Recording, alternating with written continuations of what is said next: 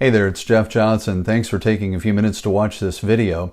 First and foremost, let me start with a huge apology. When we last talked, it was Memorial Day, May 28th, 2018.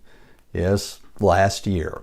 My last video was interrupted at the end by a FaceTime call from my family, and well, I just never made another video until now. So in the next few minutes, I'm going to try to catch you up on the past almost 9 months. And don't panic though, I'm only going to hit the highlights and the lowlights. This may or may not sound like a video version of Dear Diary. We'll see what happens. I mentioned in the last video that I had a severe allergic reaction to the Erbitux immunotherapy. For many years, I've been allergic to pork in addition to some other foods, and these allergies cause symptoms that we originally thought were irritable bowel syndrome, and that's about as enjoyable as it sounds. It turns out that I just have contact allergies to pork, eggs, carrots, and some strains of wheat.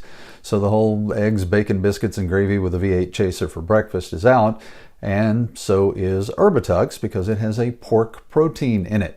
Now, the pharmacist was, quote, relatively certain, unquote, that if I had a reaction to the medication, it would be mild. The pharmacist was mistaken. Oh well, the good news is it obviously didn't kill me. It took several weeks for that rash to clear up, and if you're dealing with the normal side effects of Erbitux, I want to mention a product that might help you. It's called Germolene. That's Germolene. I could only find it on eBay and Amazon from sellers in the UK or from those in the US who had imported it here. It's an antibiotic, anti-inflammatory, and anti-itch cream. It works really well, much better than the prescription medication they were giving me. The itching and pain went away within a couple of weeks, and the rash was completely gone after about 4 to 6 weeks. On June 1st of 2018, I started having my first bouts of nausea from the radiation and cisplatin chemotherapy. This was largely because I had radiation treatments, plural, numbers 12 and 13, on the same day. Monday, May 28th was Memorial Day, so I didn't have radiation that day. They want you to stay on schedule, so they have you do a double with the treatments at least 6 hours apart.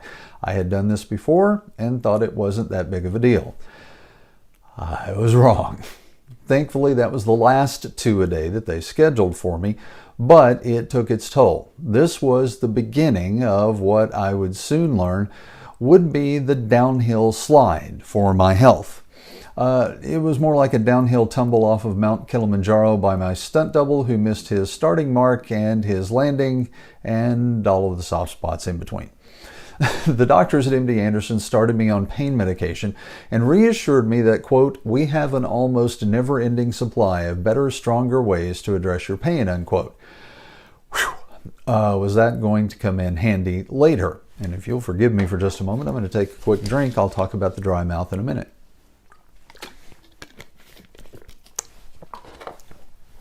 Forgive me. As June progressed, it quickly became impossible for me to eat. June 2018. On June 5th, the doctors told me that I needed to mentally prepare myself to have a feeding tube, whether I wanted it or not. By June 8th, the side effects of the cisplatin had started to kick in. The first thing I noticed was ringing in my ears. It's been fairly constant ever since then. I'm hearing it right now. There are no sounds in this room right now other than my voice, but what I'm hearing is my voice and sometimes it's a really loud noise, sometimes I can barely hear it, but it's always there. On June 12th, they examined the damage that the radiation had done to my mouth, tongue, and throat and doubled my pain medication. Now, this is one of the most important things that they told me at MD Anderson, and I want to pass this on. If you are experiencing real physical pain, you cannot become psychologically addicted to pain medication. Now, I was terrified of taking narcotic pain medication. I was so afraid of becoming addicted. But the doctor said there was statistically zero risk of that for me because I was experiencing so much very real physical pain. So I took what they prescribed as they prescribed it, and it helped. But it didn't help enough for me to be able to eat regularly. On June 11th, the pain got so bad in my mouth that I couldn't keep my mouthpiece in for the radiation mask. They had to sedate me to give me that day's radiation treatment. On June 15th, a little more than 2/3 of the way through treatment, I had a feeding tube inserted. It's an outpatient surgery, but they do knock you out. Two of my lifelong best friends from Arkansas, one of whom now lives in Kentucky, drove down to babysit me until my family could get there. Truthfully, they really just wanted to interrogate me while I was coming out from under the anesthesia. I hope my answers made them laugh as much as their questions made me laugh. I'm mostly kidding about that. As time went by, even with the feeding tube in place, I was not getting enough nutrition or hydration. Just about everything we tried to put in the tube made me nauseous. I also had more trouble with the radiation mask mouthpiece. Just about the time I finished my last chemo on June 20th, one of the nurse practitioners just happened to mention this medication called hurricane spray. That's Hurricaine, like Novocaine, hurricane spray. It's made by Butelic Pharmaceuticals. At least I hope it's pronounced Butelic, because otherwise it's a really embarrassing name for a company. But anyway, I was able to use this spray to make it through the last 7 radiation treatments without gagging on the mouthpiece or having to be sedated. By June 22nd, I'd lost 31 pounds. Considering the fact that I was nearly 50 pounds overweight, that sounds like it would be a good thing. Considering my inability to take in any nutrition or hydration by this time, and that was the cause of the weight loss, it wasn't a good thing. On June 25th, I ended up in the emergency room at MD Anderson, mostly for dehydration, but also because I wasn't getting any nutrients and had a magnesium deficiency. What started out as dropping by for a bag of fluids quickly developed into we're going to keep you overnight for observation, and that expanded into a 3-night hospital stay.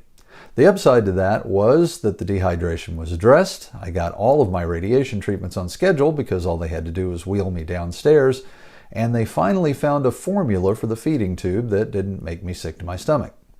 On June 29th, my wife joined me for the ringing of the bell, something cancer patients do when they finish their treatments. The biggest surprise that day, though it probably shouldn't have been a surprise, was that 2 of my coworkers who have become 2 of my closest friends, Rhonda Scobie and John Moore, also drove to Houston to be there for the bell ring. They helped Delisa pack up the apartment and bring me home, and it's a good thing, too, because by that time I was physically useless. June 29th was the end of 33 radiation treatments, 5 chemotherapy treatments, and 2 immunotherapy treatments, and 1 allergic reaction.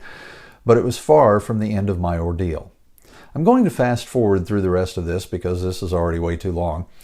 I continued to lose weight until I finally dropped 1/4 of my pre-treatment body weight. I also got dehydrated again and again and had to go to my local MD Anderson Partner Cancer Center for bags of IV fluid several times. It's very frustrating to continue to not have the energy or the ability to take in enough nutrition and hydration through the tube. Eventually, though, I was able to sip water again and then to drink water, and that's when I started getting better. Now, food is still an issue. As I record this on February 18th, 2019, I'm only able to eat soft foods like vegetable soup, mashed potatoes, macaroni and cheese, pudding, ice cream, things like that. My weight has stabilized right at about 190 pounds, nearly 60 pounds below where I was when I started treatment. But I've gotten used to there being less of me. Some of my clothes don't fit so well anymore. I have a mostly new wardrobe. I still have the feeding tube and will have it for at least another month, maybe longer. I can theoretically get my minimum calories now by drinking 6 high-calorie protein shakes a day. But that's not how they want me to get those calories. The challenge is that I have developed a pocket in my throat from where the healthy tissue pulled away from the radiation. Sometimes food gets caught there, and when it does, it feels like I'm choking to death, even though they assure me that I'm not. I've actually seen a video, a modified barium swallow of the food getting caught there. It's nowhere near the windpipe. It's not blocking anything. It just feels like I'm choking. It's going to take time and practice to get to the point where I can force myself to push through that sensation and swallow the food that's caught there. But I'm getting there. The best news is that at both my 3-month and 6-month follow-up exams, both the blood work and the CT scans indicated NED, no evidence of disease. That is the best that a throat cancer patient can hope for this soon after the end of treatment. They normally don't use the word cured until you've been NED for 5 years. As of today, I'm dealing with several side effects from the radiation and chemotherapy. extreme dry mouth that makes it difficult to eat and sleep or talk for an extended period of time without drinking, ringing in my ears, and some hearing loss as well, pain and tingling in my fingertips and the bottoms of my feet. That's called peripheral neuropathy. Say that 10 times really fast. Pain and tightness in my throat. The pain is really only when I'm gagging, and it's minor compared to what it was before. I no longer have to take any pain medication, narcotic pain medication or over-the-counter pain medication. I was able to end the narcotic pain medication on my own and felt very good about that. I deal with extreme fatigue. I have zero energy. As a result, I also have very little strength. I am getting the minimum calories and protein that I'm supposed to take in to maintain my weight, but that's all. So it's difficult to exercise, and no muscle mass means no strength. And occasionally memory loss from the chemotherapy. They call it chemo brain. I call it sucky.